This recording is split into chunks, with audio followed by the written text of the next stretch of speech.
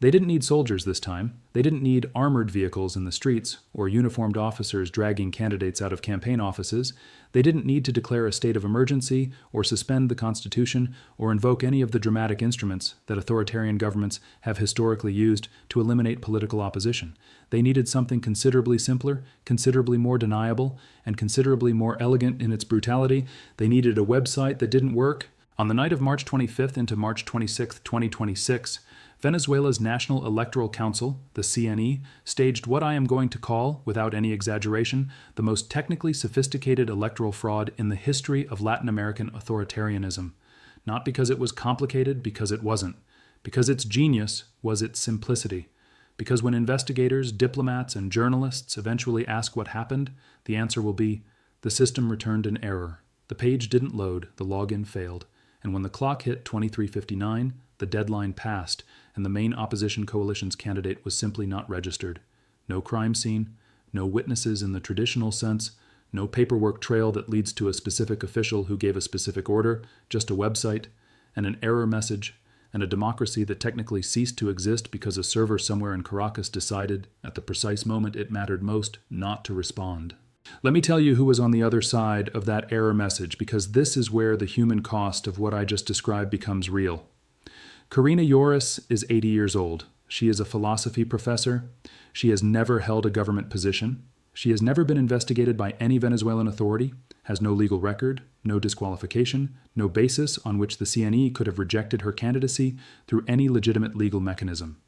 Maria Corina Machado, who remains politically banned from running for office herself, chose Yoris with deliberate precision. She chose someone the regime could not touch through the law because the law offered no surface to grip. Someone whose record was so clean that the only way to stop her was to pretend the system wasn't working.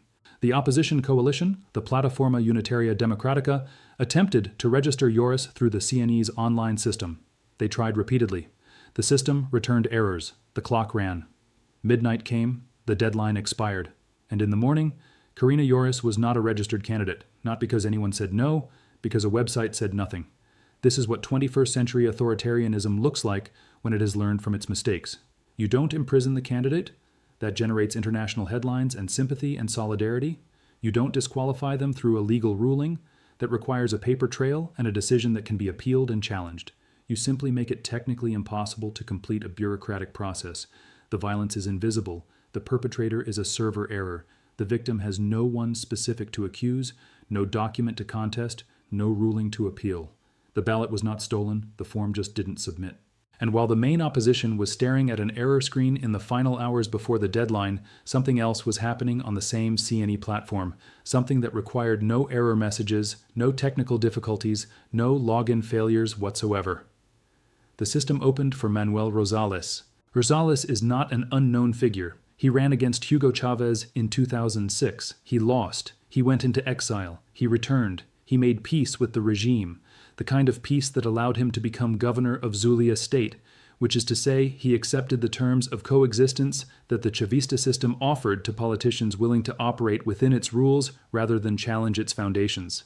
He is, in the clinical language of political science, a managed opposition figure, someone whose presence in an electoral landscape provides the appearance of competition without the substance of threat, someone the regime can point to when asked whether there is genuine democratic participation, someone who will not win, whose campaign will not destabilize the arrangement, who can be relied upon to contest within boundaries that everyone in the room understands, even if no one writes them down. At the precise moment that the CNE's system was displaying errors to the coalition supporting the most legitimate and threatening opposition Venezuela has produced in a generation, that same system was functioning perfectly for Rosales. His registration went through. No errors, no failed logins, no deadline drama. I want to be precise about what this means, because the coincidence is too specific to be coincidence. The CNE did not break down on the night of March 25th. The CNE selectively broke down. It broke down for the candidate who represented a genuine threat to the regime's continued control. It functioned correctly for the candidate who represented the kind of opposition the regime finds useful, present enough to provide legitimacy, weak enough to pose no real danger. Rosales, to his credit in a perverse way, did not pretend not to understand his role. He stepped forward the next morning and declared that he was accepting a historic responsibility to ensure that the ballot was not empty, that democracy required a contest, that he was sacrificing himself for the good of the process. The language was noble. The function it served was not. He is the Trojan horse of this election, the figure inside whom the regime's preferred outcome is already contained, delivered to the democratic stage in the body of a candidate who once genuinely opposed Chavismo and has since learned to coexist with it. The result of these two simultaneous events, the locking out of Yoris and the welcoming in of Rosales, is that the Venezuelan opposition is now split in exactly the way the regime requires it to be split to manage the outcome of the election. Part of the opposition will refuse to participate, calling the process illegitimate. Part of the opposition will rally behind Rosales as the only vehicle available within the system. The energy, the resources, the organizational capacity that should be unified behind a single challenger to the regime will be divided, diminished, and ultimately insufficient to produce the result that the July 28th election already demonstrated the Venezuelan people actually want. This is the operational genius of the error message. It didn't just block a candidate, it fractured a coalition. And then came the part that the regime did not anticipate, or perhaps anticipated and calculated it could absorb, because what happened next was not Washington issuing a condemnation that is expected, that is priced in, that carries no political cost inside Venezuela. What happened next was Gustavo Petro and Luis Inácio Lula da Silva. On the morning of March 26th, the foreign ministries of Colombia and Brazil issued statements in rapid succession. Both described the blocking of Corina Yoris as a violation of the Barbados Agreement, the framework that Venezuela's government signed as a commitment to genuine democratic participation.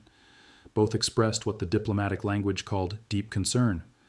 Both, in the vocabulary of Latin American solidarity politics, did something that carries an enormous symbolic weight that cannot be fully translated into English. They called out a left-wing government for electoral fraud, not Washington, not the European Union, not the usual suspects whose criticism the regime has spent years dismissing as imperialist interference. Petro, Lula, the two leaders who have been the most consistent diplomatic shields for Caracas in the post-Maduro transition, the two figures whose support gave the Rodriguez government legitimacy in the hemisphere that Washington's approval alone cannot provide. The two men who, when Venezuela was being sanctioned and pressured and isolated, stood in the way and said, "This government deserves space, deserves engagement, deserves a path that is not purely confrontational." Those two men looked at what happened on the night of March 25th and said, "We cannot defend this." The Caracas government responded with fury. It accused both countries of interference in Venezuela's internal affairs. It invoked sovereignty. It used the language that Latin American leftism has developed over decades precisely for moments like this. The language of anti-imperialism, of national dignity, of external enemies trying to destabilize legitimate governments. The language that works when the critics are Washington and Brussels. The language that breaks down completely when the critics are Bogota and Brasilia. Because you cannot call Gustavo Petro an agent of American imperialism with a straight face. You cannot accuse Lula of serving the CIA without destroying the entire ideological framework that Chavismo built its legitimacy on. If Petro and Lula are imperialists, then the word has no meaning. And if the word has no meaning, then the entire political theology that justified 25 years of Chavista governance collapses into incoherence. The mask didn't just slip. It was pulled off by people who had been helping to hold it in place. But here is the final piece of this story, and it is the piece that connects everything I have described today to the larger architecture that this channel has been documenting. Here's the answer to the question that the regime's behavior implies. Does any of this matter to Caracas? The honest answer is no, not in the way that it should matter, not in the way that a government genuinely committed to the democratic process and to its relationships with regional partners would experience this as a catastrophic political failure requiring immediate correction. Because behind the diplomatic rupture with Petro and Lula, behind the fractured opposition, behind the error message that stole a registration and a candidacy, behind all of the theater of this Venezuelan electoral process, the oil is still flowing. Chevron's extraction teams are still operating. The escrow accounts are still receiving deposits. The GL-52 framework is still in place. The energy companies that lobbied Washington for access to Venezuelan crude don't care about Corina Yoris' login failure. They care about production timelines and contract terms and the reliability of the political environment for their investments. And the political environment, from their perspective, is perfectly reliable. The regime that controls the territory also controls the electoral process. The opposition that might actually win an election has been locked out of the system with an error message. The opposition that has been let in is the kind that won't disrupt operations. The oil will flow regardless of who wins the election that the system was designed to ensure the regime wins. Lula and Petro are angry. The Venezuelan people are watching an 80-year-old philosophy professor who cannot register because a website failed. And in the background, in the escrow accounts and the licensing documents and the Chevron operational reports, the real election is already over. I want to say something directly about Corina Yoris, because in the geopolitical analysis, the human reality of what happened to her deserves to be named plainly. She is 80 years old. She agreed to put her name and reputation into one of the most dangerous political environments in the Western Hemisphere, not because she sought power, but because someone she believed in asked her to, and because the cause required someone clean enough that the regime could find no legal handle to grip. She did everything correctly. She filed the paperwork, she submitted the documentation, she waited for the system to process her registration, and the system, the people who control the system, who can flip a switch and make a login page return an error at 11:45 p.m., decided she would not be a candidate, not through any legal mechanism that could be challenged, through a server response, through a technical failure that leaves no fingerprints. The 80-year-old philosophy professor with the clean record is not on the ballot. Manuel Rosales is. The regime gets its election, the opposition gets its fracture, the oil companies get their operating environment, and the error message that did all of this will be filed in a server log that no one outside Venezuela's intelligence community will ever read. It was decided when GL 52 was signed. The ballot was a formality. The error message was the announcement.